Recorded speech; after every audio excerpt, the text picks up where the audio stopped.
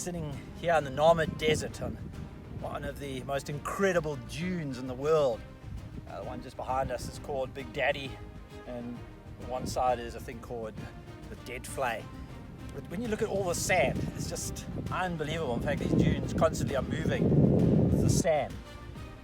But when you think about it, besides being really tough to hike up here because the sand's moving, one thing you'd never do is actually build on this stuff because you just can't build on it. There's like nothing here.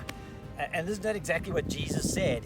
You know, he tells a parable about two people, and the one person builds his house on sand like this, and the wind and the rains come and the house is gone.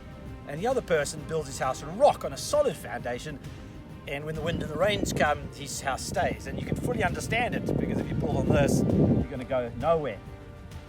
But when you ponder our own lives, isn't that maybe what we do?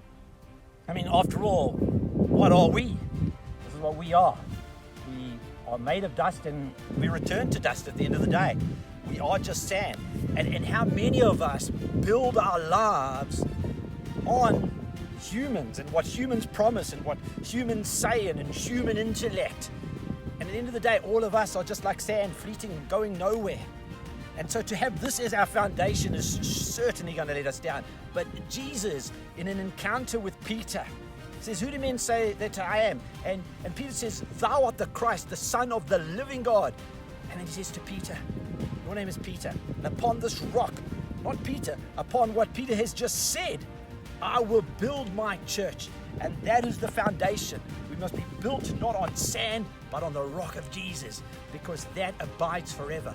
And so if we build our lives on Jesus, on that rock, it doesn't matter what storms come.